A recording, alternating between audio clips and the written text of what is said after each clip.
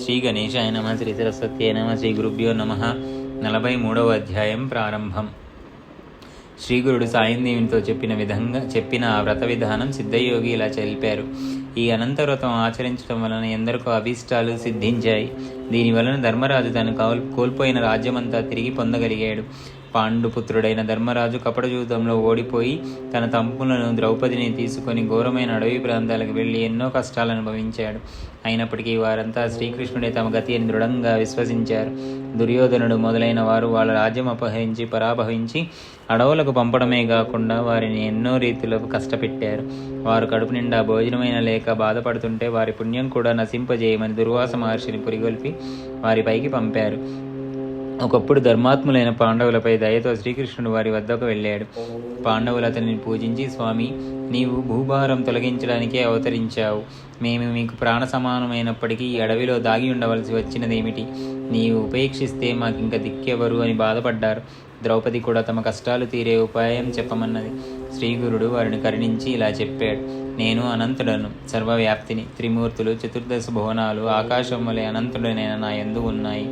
అట్టి సర్వాంతర్యామిగా అనంతుడుగానున్న నన్ను గుర్తించి నిష్టగా వ్రతం చేసుకుంటే మీ అభీష్టాలన్నీ నెరవేరుతాయి, మీ కష్టాలు తీరతాయి. ఈ అనంత వ్రతం భాద్రపద శుద్ధ చతుర్దశి నాడు మధ్యాహ్న సమయంలో భక్తితో ఆచరిస్తే మీ రాజ్యం మీకు లభించగలదు. పూర్వం కృతయుగంలో వశిష్ఠ గోత్రానికి చెందిన సుమంతుడని ఋషి ఉండేవాడు. అతనికి సుశీల అనే కూతురు ఉండేది. ఆమె జన్మించిన కొద్ది కాలానికి అతని భార్య దీక్షాదేవి చనిపోయింది. సుశీల తండ్రి వద్దనే పెరుగుతూ భక్తి శ్రద్ధలతో పూజలు చేస్తుండేది. సుమంతుడు తన కర్మానుష్ఠానికి భంగం రాకుండా ఉండేందుకు రెండవ వివాహం చేసుకున్నాడు. కానీ ఆమె గయ్యాలి. ఎప్పుడూ భర్తతోనూ సవతి కూతురుతోనూ పోట్లాడుతుండేది. కొంతకాలానికి సుమంతుడు తన కుమార్తెను వేదశాస్త్ర పారంగతుడైన కౌండిన్యునికి ఇచ్చి వివాహం చేశాడు. కానీ అతని భార్య పెట్టే బాధలను ఓర్వలేక కౌండిన్యుడు వేరొక చోట కుటీరంలో కాపురం ఉండదలిచాడు. అయినా కూతురు కాపురానికి వెళ్లే రోజు కూడా దోవబత్తేని కించిత్తు పేలపిండి అయినా ఇవ్వడానికి ఆమె అంగీకరించలేదు.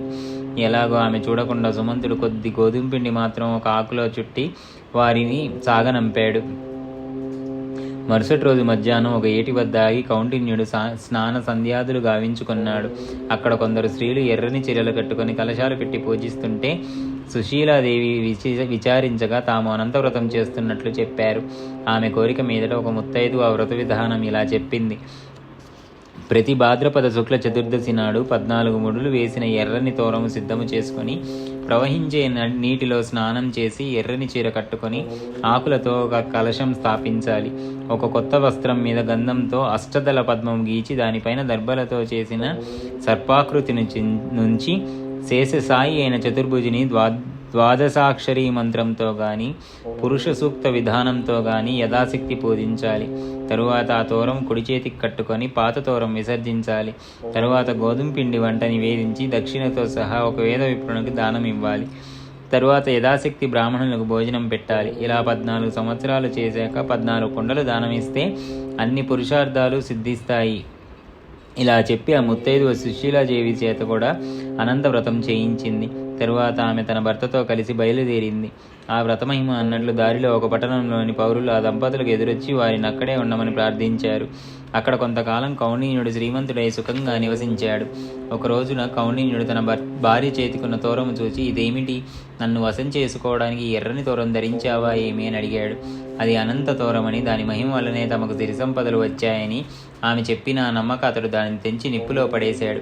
కొద్ది కాలంలో వారింట్లో దొంగలు పడి సర్వము దోచుకుపోయారు. అప్పుడు కౌండిన్యుడు తన తప్పిదం గుర్తించి ఎలాగైనా అనంతుడిని దర్శించి ఆయన శరణు పొందనిదే భోజనమైనా చేయనని శపథం చేసి అనంత అనంత అని కేకలు వేస్తూ ఒక అడవిలో వెతకసాగాడు. దారిలో ఒక చోట పూత కాయలు కాయని ఒక పెద్ద మామిడి చెట్టు చూశాడు. ఇదేమి చిత్రమో గాని దాని మీద ఒక పక్షైనా వాలలేదు. కౌండిన్యుడు అనంతుడు ఎక్కడా అని అడుగగా ఆ చెట్టు నాకే ఆయన దర్శనం లభించలేదు అని చెప్పి, నీకు కనిపిస్తే నా దుస్థితి గురించి ఆయనకి నివేదించు అని చెప్పింది. ఆ ముని మరొక చోట ఒక గడ్డి పరకైనా కొరకని ఆవును దూడను చూచి వాటిని అడిగాడు. అవి కూడా ఇలానే చెప్పాయి. మరొక చోట ఇటువంటి ఆంబోతే కనిపించి అలానే చెప్పింది. ఇంకొంత దూరం వెళ్ళాక కౌండిన్యుకు 2 కొలనులు కనిపించాయి. ఒక దానిలో నీరు మరొక దానిలోకి ప్రవహిస్తున్నది.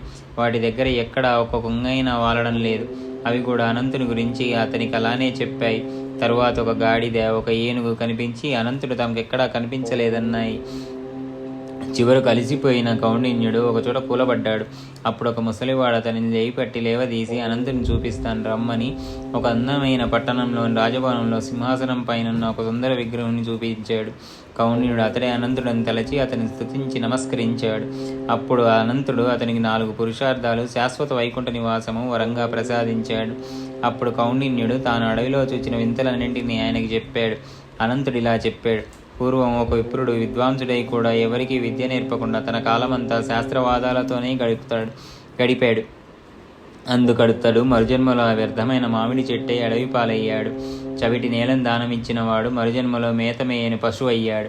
శ్రీమంతులై కూడా కొంచెమైనా దానం చేయని వాడు నీవు చూచిన ఆంబోతుగా జన్మించాడు.